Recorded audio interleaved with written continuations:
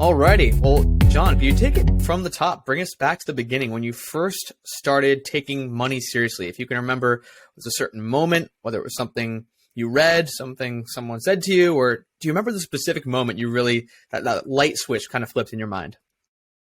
Yeah, I remember specifically in high school, I felt like I kind of grew up with an entrepreneurial mindset, which is interesting because both my parents were traditional 9-to-5ers. They didn't start businesses. They weren't very entrepreneurial themselves. So I don't know how I kind of got into that entrepreneurial mode.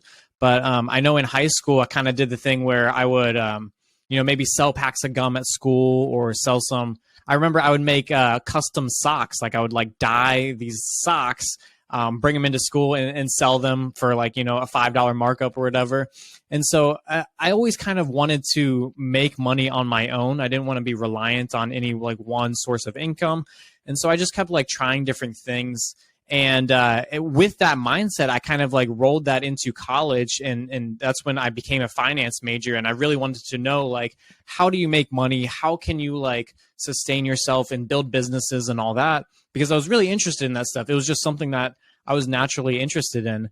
And so, yeah, there wasn't like a specific like money tick where I was like, oh, like, let's start making money. It was just like kind of born into my DNA. And I remember just reading books and different podcasts. And I'm sure we can get into some of the stuff where I learned like all about personal finance. But yeah, I felt like I was just kind of born naturally into, okay, I want to be able to support myself. I don't want to be reliant on one person or even one job for that matter.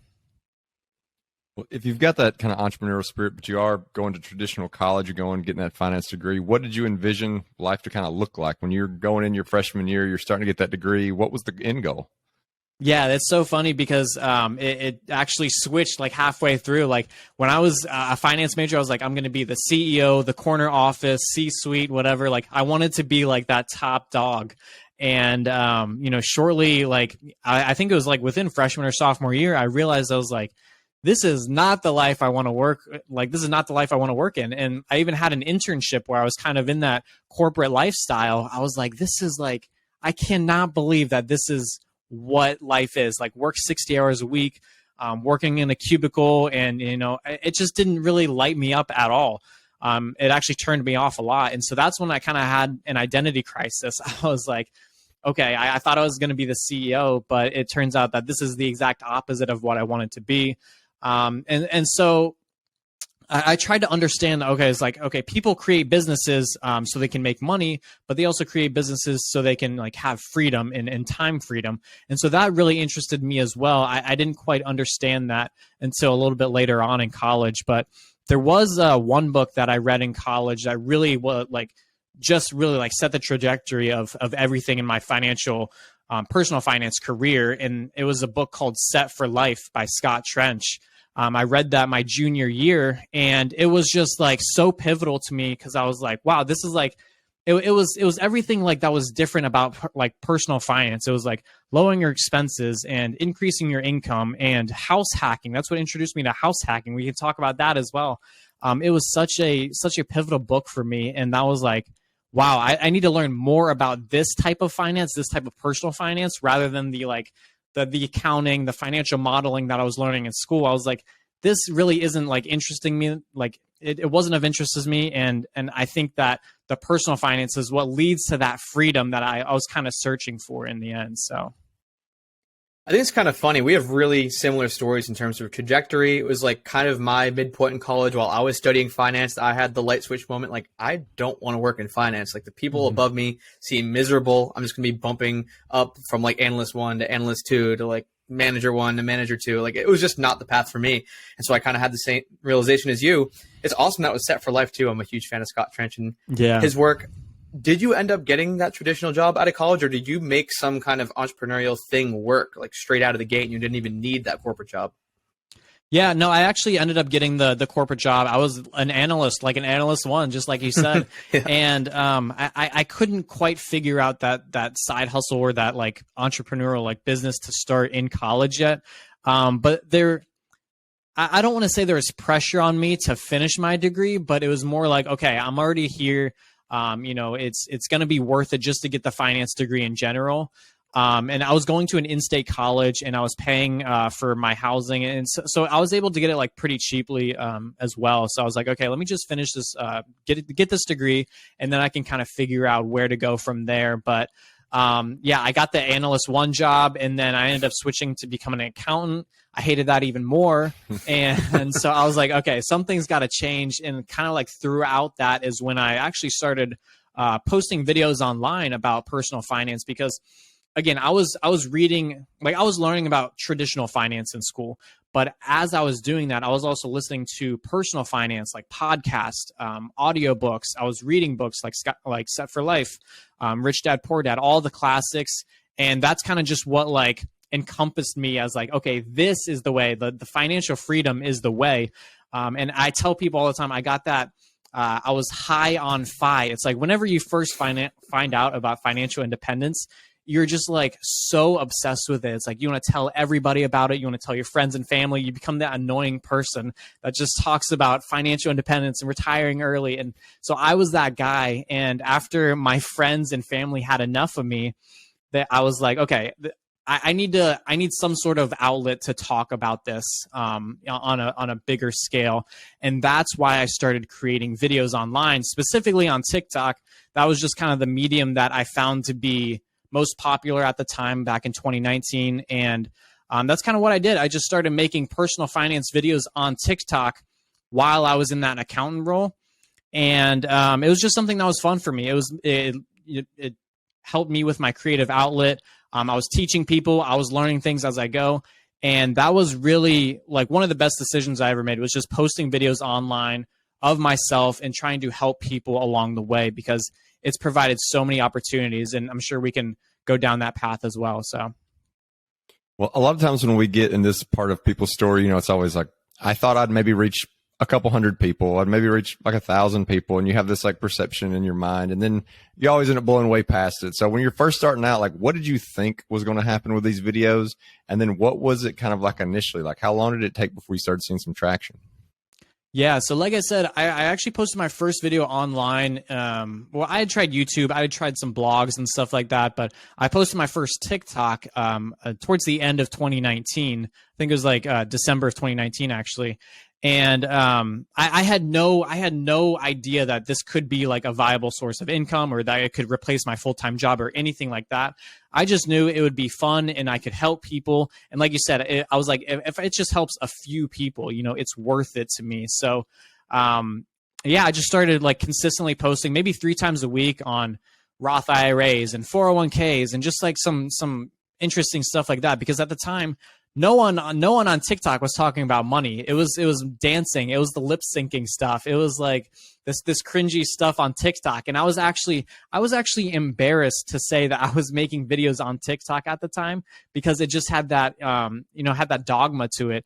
And I actually hid it from my girlfriend. I didn't even tell her I was making TikToks, because I was just kind of like embarrassed almost, but so after about, a month or two of just making some general personal finance videos on TikTok, I finally told my girlfriend. She's not my fiance. She's been the biggest supporter of it throughout it.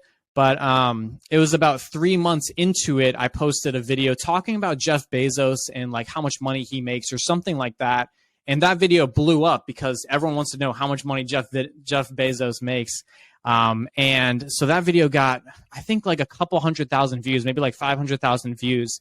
And I was like, whoa, this is like crazy, because at the time I was getting maybe a few hundred views. And I was like, I just made one video and 500,000 people saw it. And that is like the light switch moment. I was like, okay, this is the scalable, like potential, not like income, but like the scalability of social media is so massive. I was like, I have to go all in on this, because it is the potential here is just huge. So I was just obsessed with it ever since that video. I'm just thinking and laughing about you weren't telling your girlfriend that you're posting these videos and recording them. You're probably like going to the bathroom 5 times while you're hanging out. She's like, John, are you okay? Like, you've been in the bathroom for 20 minutes. This is your 5th time. And you're like, hold on. a Roth IRA, but Yeah, no, I do want exactly. to No, dig in. just one quick story on that. One quick story. How Oh she God. found out was that we were at the airport and I was like editing a video on TikTok like while we were at the airport, and she was like, "Why are you on your phone so much?" I'm like, "No, it doesn't matter. Like, don't worry about me." And I was like editing this video. I was like, "Okay, max out your Roth IRA," and like all this stuff. And she finally like takes my phone. She's like, "What are you doing?" I'm like, "Okay, like I'm not cheating on you. I'm just like posting videos online to TikTok, you know." So she was very supportive. She was like, "Why didn't you just tell me?" I was like, I don't know. I was just embarrassed about it. And but like I said, she's been my biggest supporter. She's you know, very, very thankful that I started, obviously. And so yeah, it's funny that it took some time for me to actually warm up to the fact that I'm posting on TikTok. So Well, that's awesome, man, and congrats on the engagement, by the way. yeah, thank So you. the fun thing about having someone like you on is you're a personal finance content creator. You're constantly looking at your own numbers, your income, your expenses, and you're talking about them all the time too. So I'm hoping that we can take a chance to kind of dive into what your situation looked like, maybe straight out of college. I know you mentioned house hacking was something that you took advantage of. Kudos to Scott Trench and Set for Life.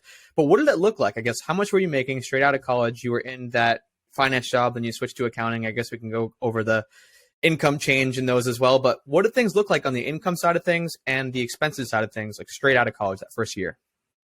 Yeah, so I want to make this well known that so while I was in college, I was paying for my housing and like room and board and books, but my parents did help me out on my tuition. And like I said, I went to a state school, so it wasn't like super like exorbitantly expensive. But I came out of college with no student loans, and I'm just very, very thankful and privileged to be in a situation that I can do that. I won't say that it didn't take any work. I was working, part-time jobs and making sure I kept my expenses low. But yeah, I was able to come out of school without any student loans, and I'm very, very thankful to be in that position. So right after college, I was like, okay, there's kind of two ways I can go about it. I can get an apartment like downtown, maybe pay like $1,200 a month. I live in Cincinnati, Ohio, by the way, so it's a relatively low cost of living.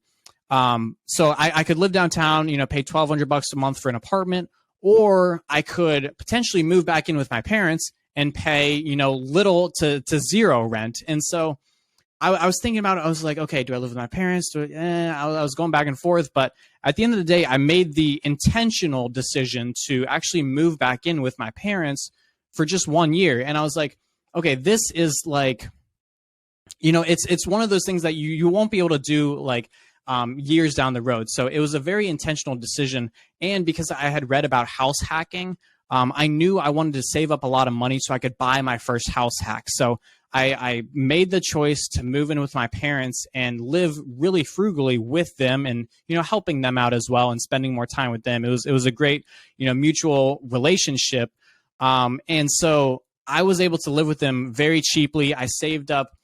After a year or so, I would say after about 18 months, I had, $20,000 to $25,000 saved up because I wasn't paying any rent, and I was actually able to keep my expenses very low. But on that, so that's one caveat. I will say not everyone can do that, but I had that intentional decision, and so I was making at the time about $46,000 in my analyst role.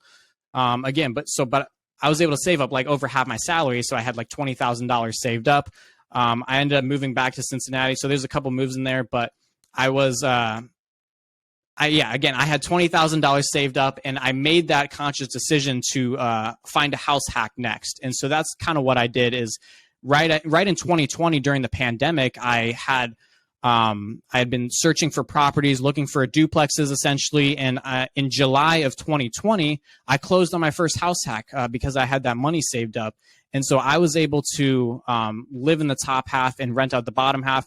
And I can get into the numbers too, but I just kind of wanted to set that expectation for people. Is like, and I always recommend this. If you're in college or you're just a year out of college, like, if you can live with your parents, like by all means, like you shouldn't feel bad about it. I think you should definitely try and take advantage of having that time with them and spending that time with them, but also saving up a lot of money too, because you won't be able to do that in your later years. So I don't know do you guys have any experience like living at home with your parents, or I just kind of want to ask you guys, like, what's your thoughts on doing that?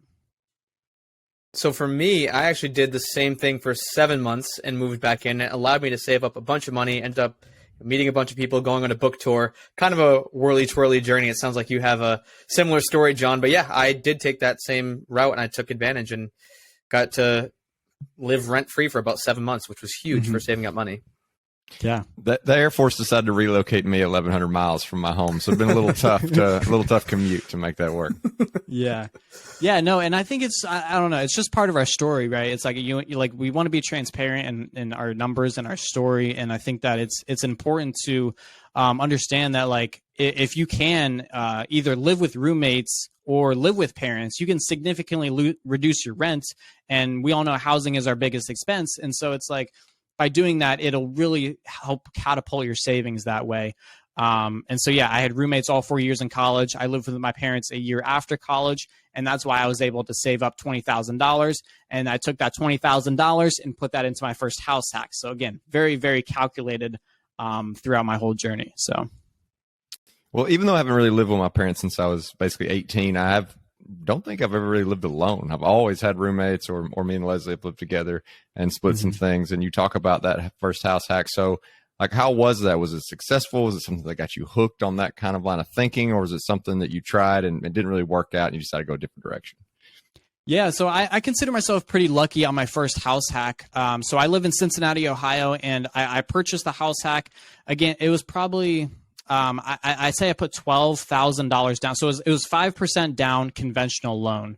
I was able to get that price or get that loan because it was an owner occupied loan. I was going to be living in it, but also renting it out. So it was a 5% conventional, and it was a $252,000 duplex in Cincinnati. So with that, it was like $12,000 down plus closing costs. It was about 15 or 16 all in. And so that was my $20,000, that got put right into the house hack. And so I was living in the top unit, renting out the bottom unit. My mortgage all in, my PITI, was $1,600 per month. And I was able to rent the downstairs for $1,250 per month. So I was living for like $300 or $400 per month house hacking, which is pretty incredible in my opinion, because again, I could have been living downtown in the $1,200 per month apartment, but here I am living for $300-$400 per month. And so by house hacking and living frugally, that was able to catapult my savings even more. So I think it was a huge, huge win for me. Even though I wasn't like living for free by any means, I was still saving a lot of money by doing that. And then, so I lived in that property for a year and I ended up moving out. My fiance and I are living in an apartment right now, but I'm renting out that duplex fully. Like both units are fully rented for a total of $2,500 per month. My PITI is still about 16, maybe 1,700 right now. So I'm cash flowing near $800 per month on that first duplex, which I think is a huge win for my first property. So I have no complaints. I feel like I got really lucky, and I bought at a good time too. Again, very lucky. In July of 2020, during the pandemic, when no one wanted to buy a house, and I got my interest rate for 3.0%. So it was just good timing for me, and I think it worked out really well. And so what are you doing in the other expense categories? I actually saw your interview on the Drew Barrymore show talking about the big three. And so I'd love if you could talk about those and maybe some of the other miscellaneous categories as well. Yeah, so I love this concept. And again, it all comes from Scott Trench in his book, Set for Life, where he talks about the three biggest expenses: housing, transportation, and food take up 2/3 of your entire income or your budget.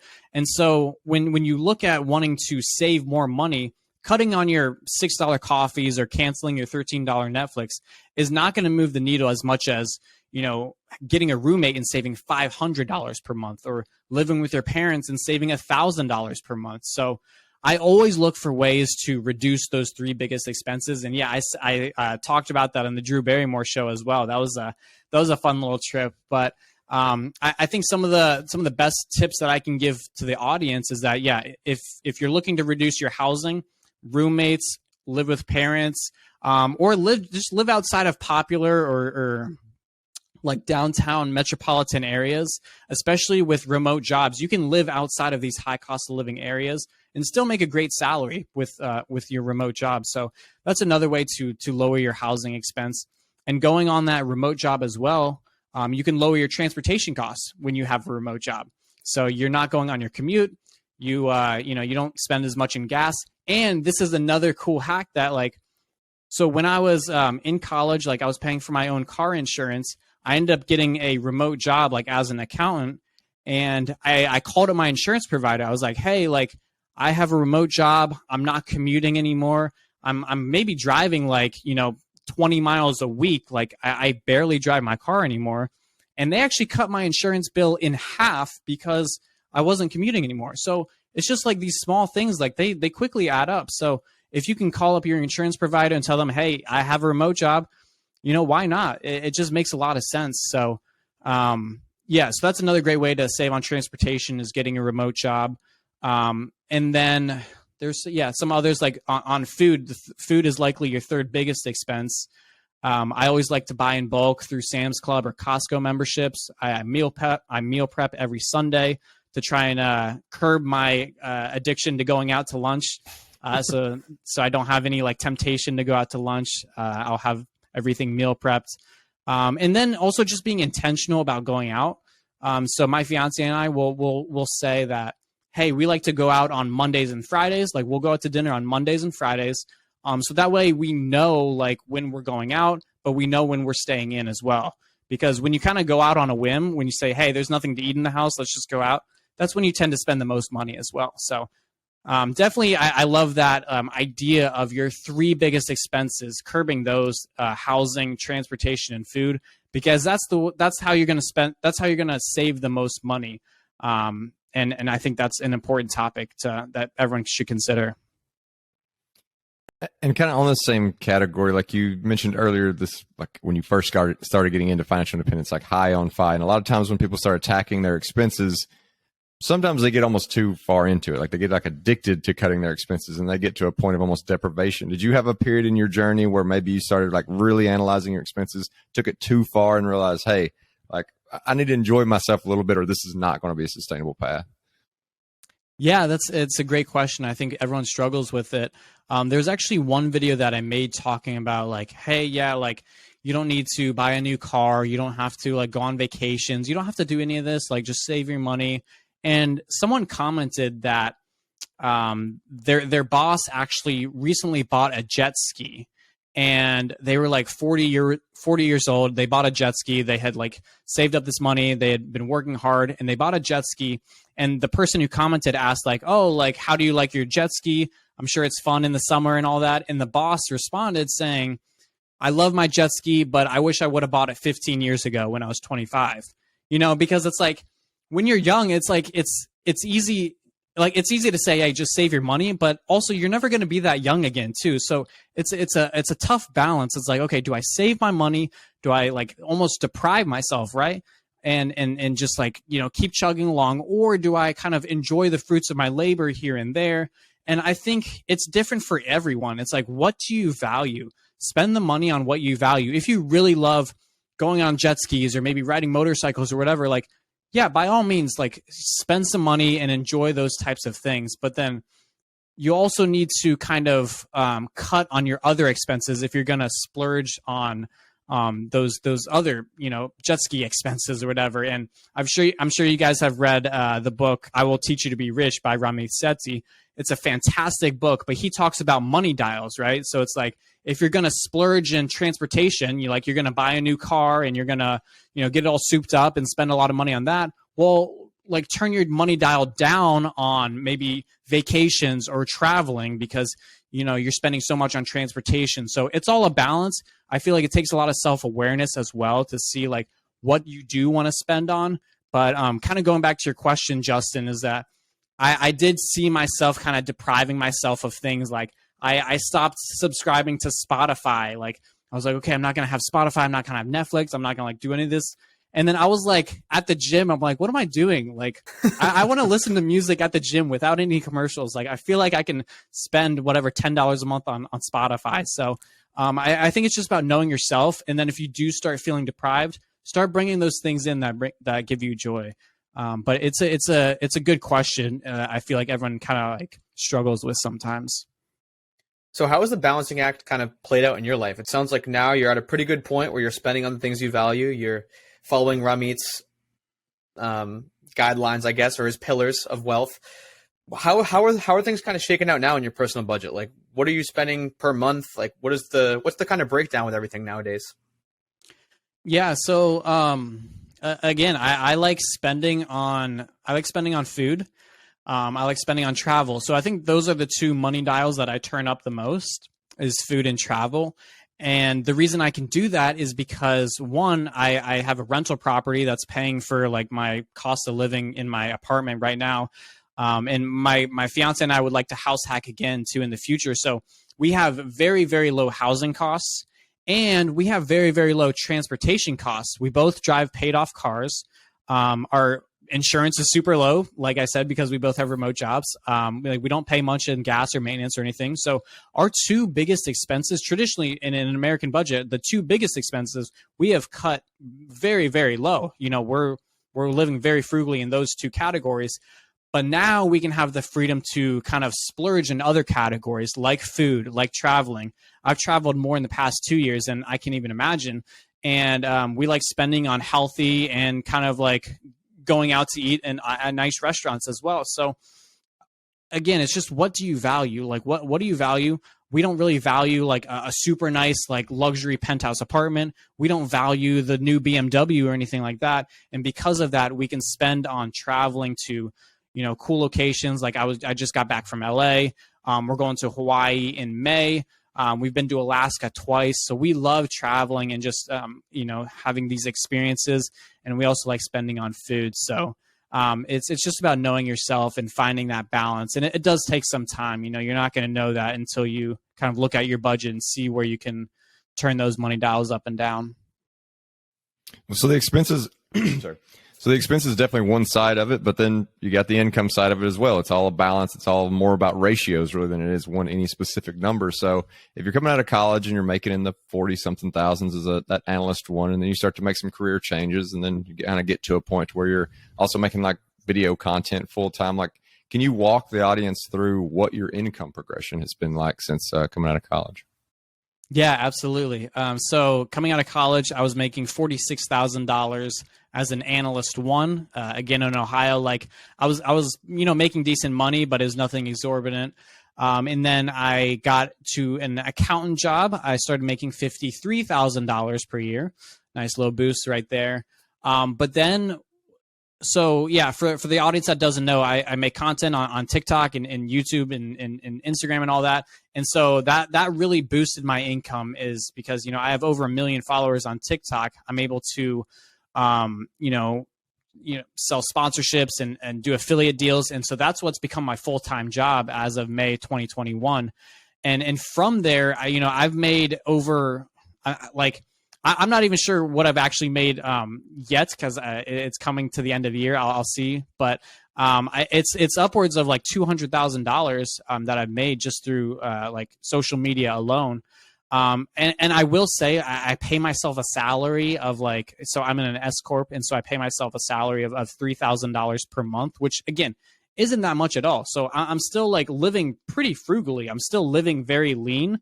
But because my expenses in housing and transportation are so low, I'm able to, live off of, $3,000 a month. And, my fiance and I, we kind of share expenses as well. She has a job and we kind of share experiences as well. But so I went from making like $50,000 a year. We're going to do revenue of, probably over $200,000 this year. That's not all profit. And, taxes take some of that as well. But, it just goes to show you that like if you kind of commit to something, like commit to providing value to a bunch of people, that you can slowly, maybe not slowly, actually, double or triple your income when you start betting on yourself. And I know Cody knows this. It's like if you can have some digital products as well. I mean, the world is, it's unlimited possibility out there. So I think just putting yourself out there and having a personal brand is actually one of the best things that anyone can do, whether you're talking about finances or food or fitness or whatever. Just putting yourself out there, I think, brings a lot of opportunities, because if I didn't start TikTok 3 years ago, I'd probably be making $60,000 a year in some like accountant 2 role right now, So I think having that opportunity to scale your income has been really important. But I'm also not upgrading my lifestyle significantly just because I've been making more money. I will say, I know I'm kind of ranting right now, but I know a lot of people in the social media space who are making, they see like $100,000, $200,000, and automatically Tesla. They're flying first class. They're doing all these sorts of things, upgrading their lifestyle significantly. And I'm just like, you know what, guys, like that's cool. Have fun, enjoy that while it lasts. But I think it's a slippery slope when you start hitting that lifestyle inflation. So I've always been like comfortable from what I spend. And no matter how much I make in my business, I could make $500,000 next year. I'm still going to be paying myself a modest salary. I'm just going to invest everything else into the business. So that's kind of my mindset on it. One of the biggest hangups I see with entrepreneurs, side hustlers, and I actually spoke to someone, won't name names, who's making $20,000 a month with their side hustle, and they didn't want to take it full time because they didn't want to give up the golden handcuffs of the day job. So in your position, like in your situation, John, what was kind of the income dichotomy from your day job versus the TikTok, Instagram, YouTube stuff? Like how much were you making with the side hustle stuff before you're like, you know what, I'm going to step out of this accountant role? Because that seems to me to be one of the biggest hangups is people really like the consistency of that steady paycheck, even if they already have something else that's really successful on the side. Yeah, this is a good question, and I'm gonna. I love to answer this type of stuff because it's so impactful for people to kind of understand their story. So, for me, how I knew to take it full time. So I was making, I think maybe like $3,000 a month from my accountant job, and what kind of flipped the switch in my head was that I had a sponsor reach out to me. They said, "Hey, we'll pay you $5,000 per month for the next 3 months. All you have to do is like, post one video a month for us and maybe like tag us in a story or something like that." And I kind of sat back. I was like, they're going to pay me more to post like one video on my social media than I'm making in an entire 40-hour work week for like that whole month. Like it was just kind of crazy to me, like how scalable social media is. And I was like, okay, it's a 3-month deal for $5,000 a month. And what made me kind of act on that is like, again, I was living so frugally. I was house hacking. Like my car was paid off. Like I could have lived off like $1,000 a month, And so I was like, why not just kind of like take the leap of faith? I'm going to quit my job and I'm going to go full time, in this. And at the very, very minimum, I'm going to be getting paid for 3 months. But also because I was living so frugally, I had enough runway to last me a year. And I'm going to credit Cody on this. I had a year's worth of experimental freedom, right? It's like I was living frugally and I had enough money saved up that I had the freedom to experiment with full-time entrepreneurship. And because I took that leap of faith, I've just, scaled my income exponentially because of that. And so to people who are, worried about leaving the day-to-day job or going full-time, again, keeping your expenses low is the best safety net, in my opinion. Is like, you don't have to be spending a lot of money to be comfortable. And so I think that's really important for that. And then, if you just, I think know your expenses, I guess is the biggest tip for people. It's like, I have QuickBooks Online and I go over my expenses every single month in my business just to make sure I'm still like on track and I know comfortably what I'm spending.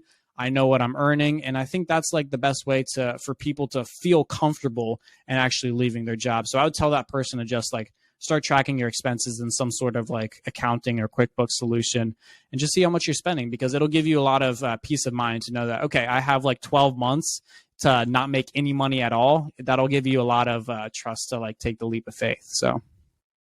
Yeah, I actually think that last bit is super important for everyone, whether they even consider doing an entrepreneurial thing or not. Like even if they're just wanting to try a different company or they want to get into a different job market that maybe is a little scary, like maybe it's a little tumultuous time. You don't want to leave this job that you're at because the job market's a little scary, but you want to bet on yourself, or maybe you want to take a break and go back to school, get some kind of certification. Like there's a lot of different reasons why people stick with something that's not really giving them a lot of joy. Because they don't have their finances in a good enough place to feel comfortable doing that experiment, even if it's not jumping to an entrepreneurial thing. Mm-hmm. But in your case, like that is what you did. Like you walked away from a normal job and went to this experimental thing. I was curious if you had any like stories you'd want to share around maybe not backlash is the right word, but sometimes there's like social norms around having that normal W-2 job. And when you're starting to tell people that are close to you, hey, I'm about to stop being an analyst. I spent all this time, went to school, got a finance degree. Instead, you know what I'm going to do? Make some TikTok videos. Yeah, I'll tell you what. When I told, so first, like I told my girlfriend, like now fiance at the time, I was like, hey, I'm thinking about quitting my job. Like, and she knew I wasn't that happy in my accounting job, and she said, you know, as long as you're happy, like we feel comfortable in our job. We had our expenses low. She's like, I support you full time. And I was like, heck yeah. Now I got to talk to my parents, and it's like, okay. So I talked to my mom and my dad, and they're like, you know what? You know, this TikTok thing is like really like not traditional at all. Like it seems really scary, but you know, this opportunity might not last forever. So they're like, you know what, you should take it, you know, jump ship, and a worst case scenario, I go back, become an accountant again, right? That was kind of like the worst thing that could happen, is that TikTok or social media doesn't work out and I, you know, go back to being an accountant. So they were like, go for it, you know, just go for it. And I was like, heck yeah, let's do this. So like, I really had a lot of support from my like inner circle. They were rooting for me this whole time. And like you said, betting on yourself is probably the best thing that you can do. And even when I told my friends, they were just like, they were super surprised, but they're like, hey, again, this opportunity may not last. And the worst thing that could happen is that you go back to your accountant job. But I will say, with the money that can be made on social media, like it kind of speaks for itself, because I remember my first ever sponsorship. This was before like my 3-month trial period. My first ever sponsorship was with a brand, and they paid me $3,000 to do one video for them. And I was like, wow, this is fantastic. You know, I can make $3,000. So yeah, my support system was very, very like supportive of me kind of like taking the leap of faith and going full time. And, you know, the numbers kind of speak for themselves in social media just because it is so scalable. I remember I was working with a company, my first ever brand deal that I worked with a company, they paid me $3,000 to make a video for them. I was like, holy cow, like $3,000. That's awesome. That's a lot of money. So I made the video for them. It performed really well. And I didn't really hear from them for like the next like few months. And so then a year rolls around, and I reached back out to them. I was like, hey guys, we did this video last year. It performed really well. I would love to create another video for you guys. What do you say? Like, would you want to do another deal? And they're like, yeah, absolutely. Let's do another deal.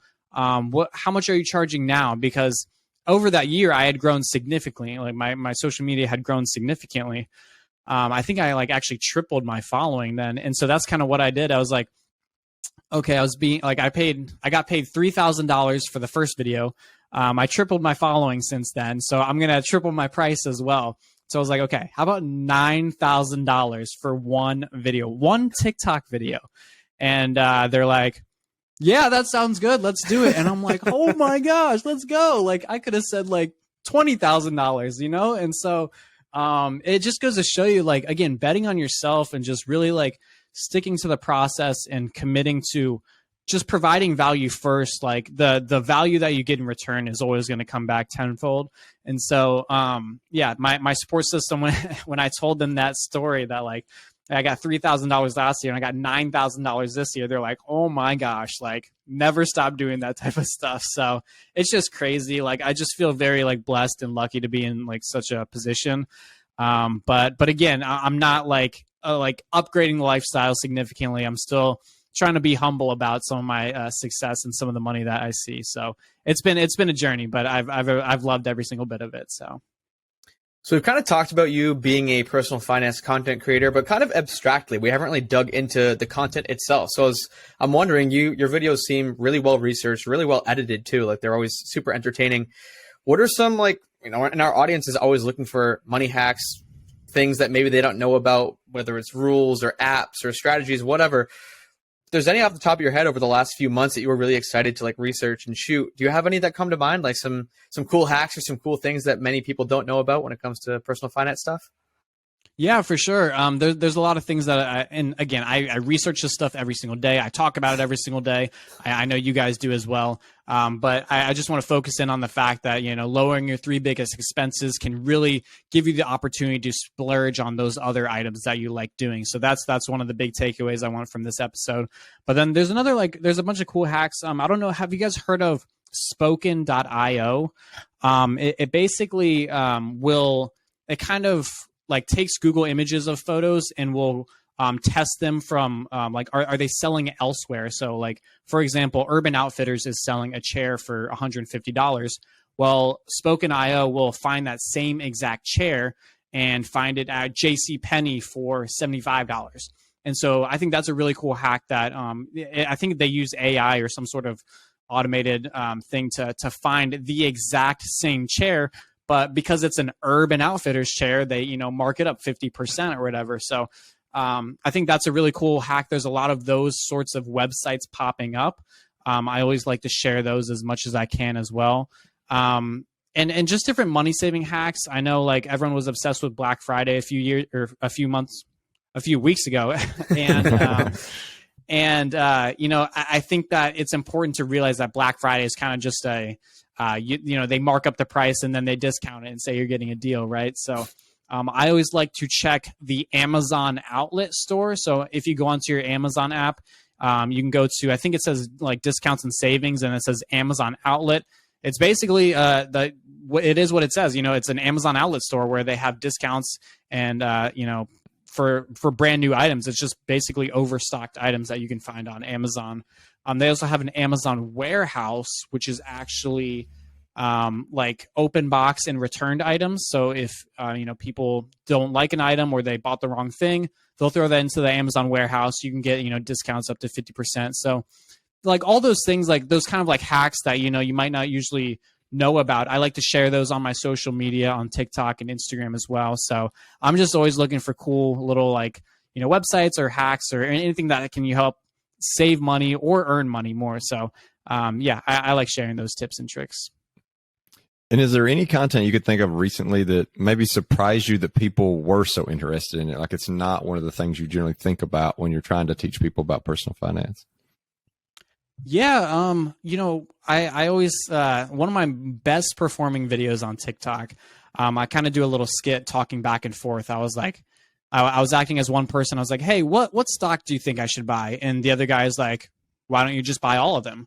And he's like, what do you mean buy all of them? It's like, you don't have to buy, you don't have to buy one single stock, just buy all of them. And then I go into the topic of buying an index fund like VTI or VOO or whatever. And that concept, for some reason, got so much traction. People were so surprised that you could buy one ETF or one index fund and it'll encompass the entire stock market, every single stock in the S&P 500 or whatever. And so that concept really, for some reason, shocked or resonated with people because that got over 12 million views on my TikTok. And so I think sharing those types of things, it's common to us because we talk about it all the time, but there's still so many people that don't really understand that you can buy an index fund or you can buy an ETF, you can set it and forget it, and you can be diversified by doing that. And I just like to share those kind of simple tips that seem obvious to us as financial creators, but it may not be obvious to the everyday person. So. Yeah, I mean, sometimes I feel like we can find ourselves almost trapped in a bubble where it's of course, everyone knows what an index fund is, but then you take 100 people out of a random sample, maybe one, maybe two of them will know what an index fund is. I don't know the exact stats, but going to content creation and kind of picking what to cover. I know you mentioned that was a super viral video. You mentioned one of the first super viral videos was how much does Jeff Bezos make? What is your strategy for picking what types of content to cover? Is it just random questions that people are asking you? Is it checking certain websites for search volume, or what's the process to what gets time in the studio and what doesn't? Yeah, I love that question too, because there's such a broad range of topics that we can talk about it as personal finance creators. And before, when I first started creating content, it was just whatever I could think of, I would just throw at the, try it as content, see how it does, and maybe I do some analysis after that.